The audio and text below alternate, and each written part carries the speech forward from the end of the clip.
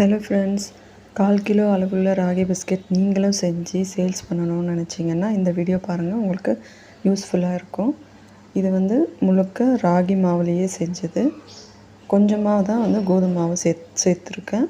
அப்படியும் நல்லா தான் இருக்கும், சூப்பராக இருக்கும் ராகி பிஸ்கெட்ஸ்.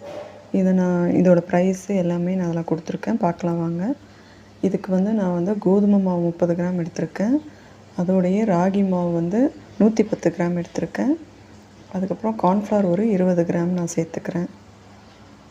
இந்த மெஷர்மெண்ட் எல்லாமே உங்களுக்கு டிஸ்கிரிப்ஷனில் கொடுத்துருக்கேன், செக் பண்ணிக்கோங்க. இதை மூணுத்தையுமே போட்டு நல்லா சலிச்சு வச்சுக்கோங்க. கொஞ்சமாக சால்ட் சேர்த்துக்கோங்க. அப்போ அந்த பிஸ்கெட்டோட டேஸ்ட்டு நல்லா என்ஹான்ஸ் பண்ணி கொடுக்கும். இதை முதல்ல நல்லா கலந்து வச்சுக்கோங்க. இப்போ நான் பட்டர் எடுத்துக்கிறேன். ரூம் டெம்பரேச்சரில் கண்டிப்பாக எடுத்து வச்சுக்கோங்க. அதை நான் பீட்டர்லேயே ஒரே ஒரு பீட்டர் போட்டு நான் பண்ணிக்கிறேன். நீங்கள் விஸ்கில் கூட பண்ணிக்கலாம். அதோட ப்ரௌன் சுகர் நான் சேர்த்துக்கிறேன். ப்ரௌன் சுகர் 70 கிராம் எடுத்துக்கிறேன். அதையும் போட்டு நல்லா பீட்டரில் விஸ்க் பண்ணிக்கோங்க.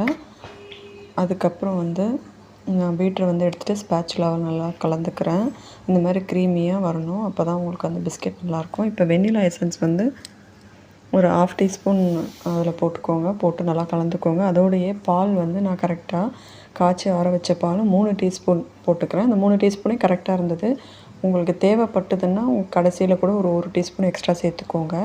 இப்போ அதை நல்லா கலந்துட்டு, இப்போ நான் நம்ம எடுத்து வச்ச மாவெல்லாம் போட்டு கொஞ்சம் கொஞ்சமாக மாவை போட்டு கலந்துக்கலாம். இப்போதைக்கு நான் பீட்டர்லேயே விஸ்க்லேயே நீங்கள் கலந்துக்கலாம். அதுக்கப்புறம் நீங்கள் ஸ்பேச்சுலா எடுத்து அப்படியே கலந்துக்கிட்டே வரணும். பார்க்குறதுக்கு நம்மளுக்கு உதிரி உதிரியாக தான் இருக்கும். ஆனால் நீங்கள் ஸ்பேச்சுலா போட்டு கலக்க உங்களுக்கு நல்லா மாவு பதம் மாதிரி வந்துடும். அவ்வளோதான், பேட்டர் ரெடி ஆகிடுச்சு. நீங்கள் நல்லா ஸ்பேச்சுலாவில் கலந்துகிட்டே இருந்தீங்கன்னா உங்களுக்கு சாஃப்டான மாவு வந்துடும். அதுக்கப்புறம் நீங்கள் நல்லா கையில் பிசைஞ்சிக்கோங்க. உங்களுக்கு கொஞ்சம் சாஃப்டாக கொஞ்சம் மாய்ஸ்ட் எக்ஸ்ட்ராவாக இருந்ததுன்னா நீங்கள் கொஞ்சம் நேரம் அதை கவர் பண்ணி ஃப்ரிட்ஜில் ஒரு 10 நிமிஷம் வச்சு எடுத்துகிட்டு அதுக்கப்புறம் பிஸ்கெட் பண்ணலாம். பிஸ்கெட் ஃப்ரிட்ஜில் வைக்கணும்னு அவசியம் இல்லை. கொஞ்சம் உங்களுக்கு மாய்ஸ்ட் எக்ஸ்ட்ரா இருந்ததுன்னா மட்டும் வச்சா போதும். இப்போ நான் ஃப்ரிட்ஜிலலாம் வைக்கல, எனக்கு கரெக்டாக இருந்தது. நான் அப்படியே நான் இப்போவே செஞ்சுக்கிறேன். பிஸ்கெட் கரெக்டாக நான் ரோல் பண்ணும்போது ஓடிஜி நான் ஆன் பண்ணிக்கிறேன். நான் 180 டிகிரி 10 மினிட்ஸ் ப்ரீ ஹீட் பண்ணி வச்சுக்கிறேன். நான் இது கையிலேயே பண்ணிக்கிறேன். ஒரு பிஸ்கெட்டும் 20 கிராம் அளவு நான் எடுத்துக்கிறேன். நீங்கள் 15 கிராம் கூட எடுத்துக்கலாம்.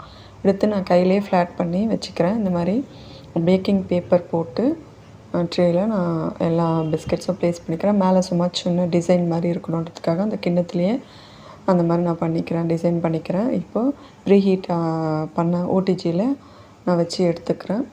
எனக்கு எவ்வளோ நேரம் ஆச்சுன்னா 22 மினிட்ஸ் ஆச்சு கரெக்டாக. அவங்கவுங்க ஓடிஜி பொறுத்து அது உங்களுக்கு மாறும். நீங்கள் இதை எப்படி செக் பண்ணணுன்னா குக்கி பேக் ஆகிடுச்சிட்டு நீங்கள் கரெக்டாக அது நீங்கள் அப்பப்போ ஓப்பன் பண்ணக்கூடாது. கரெக்டாக அந்த 18 மினிட்ஸ் வரும்போது நீங்கள் ஒரு வாட்டி ஓப்பன் பண்ணி அது லைட்டாக அப்படி தொட்டு பார்த்தீங்கன்னா அந்த பிஸ்கெட் நகரும். அதுக்கப்புறம் பின்னாடி பார்த்தீங்கன்னா கொஞ்சம் ப்ரௌனிஷாக ஆகியிருக்கும். அப்போ அது பேக் ஆகிடுச்சின்னு அர்த்தம்.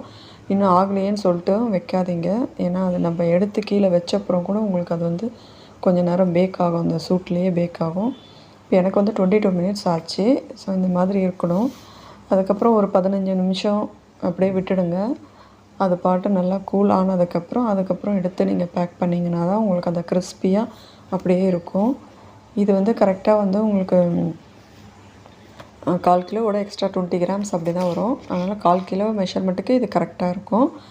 இதை இந்த மாதிரி நம்ம பிவிசி பாக்ஸில் பேக் பண்ணி கொடுக்கலாம். நான் இதை சேல்ஸ் பண்ணன்றதை சொல்லிடுறேன். மொத்த மேக்கிங் காஸ்ட் எனக்கு மேக்கிங் காஸ்ட் எல்லாம் சேர்த்து எனக்கு 90 ருபீஸ் அப்படின்னு வந்துச்சு.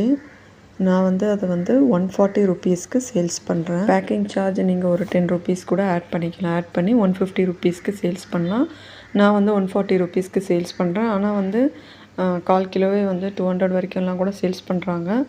நான் 140 ருபீஸ்க்கு தான் சேல்ஸ் பண்ணுறேன். உங்கள் ஏரியாவில் எப்படி இருக்குதுன்னு பார்த்துட்டு நீங்கள் அதுக்கேற்ற மாதிரி சேல்ஸ் பண்ணிக்கோங்க. இந்த வீடியோ பிடிச்சிருந்ததுன்னா லைக் பண்ணுங்கள், ஷேர் பண்ணுங்கள், சப்ஸ்கிரைப் பண்ணுங்கள். வேறு என்ன வீடியோ வேணும்னு நீங்கள் சொல்லுங்கள், நான் போடுறேன்.